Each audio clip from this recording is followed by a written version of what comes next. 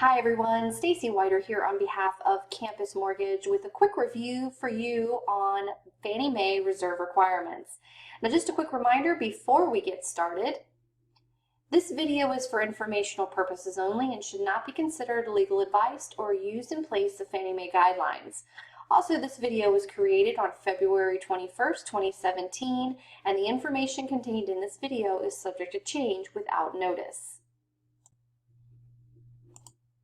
So when we're talking about reserves, we're talking about liquid financial reserves that are liquid or near liquid, and they are available to the borrower after the mortgage closes. Now, some obvious examples of this would be money in a checking or savings account, stocks, bonds, mutual funds, CDs, money market funds, vested retirement accounts, and cash values of life insurance policies.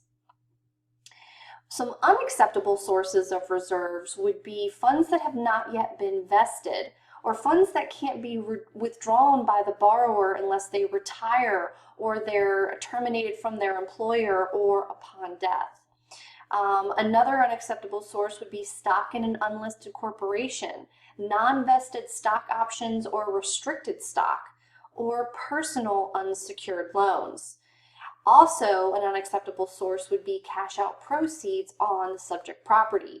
So if you have someone who's doing a cash out refinance on that subject property, they would not be able to use those proceeds as reserve requirements.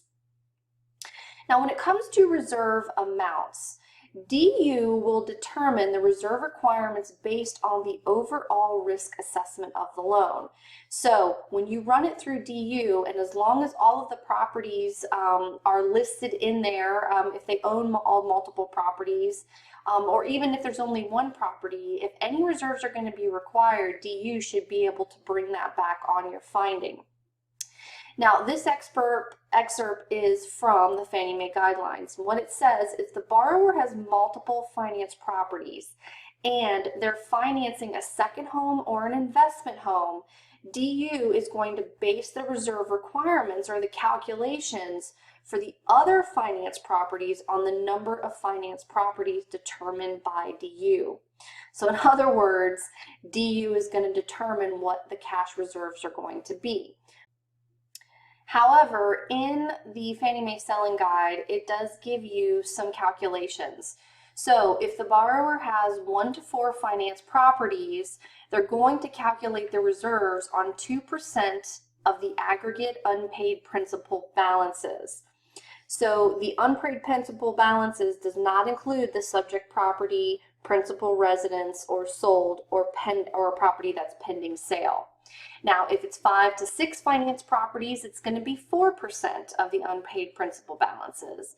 And if they have 7 to 10 finance properties, it's going to be 6%.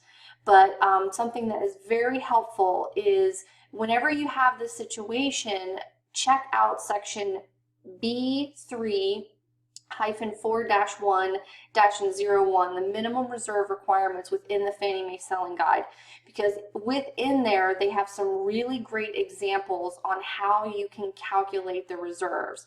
So here I just pulled 2 examples from that section where you can see an example for 3 finance property. It tells you how you would calculate it on the subject property, on a principal, or on an investment property.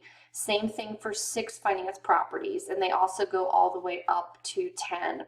So great examples there. I highly encourage you to check out those examples within the Fannie Mae Selling Guide. Well, that's all for now. Thanks so much for watching. For more tips and videos, please visit campusmortgage.org and look for our weekly mortgage tips and videos designed for all mortgage professionals, including underwriters, processors, loan officers, closers, and post-closers. Have a great day. We'll see you next time. Bye-bye.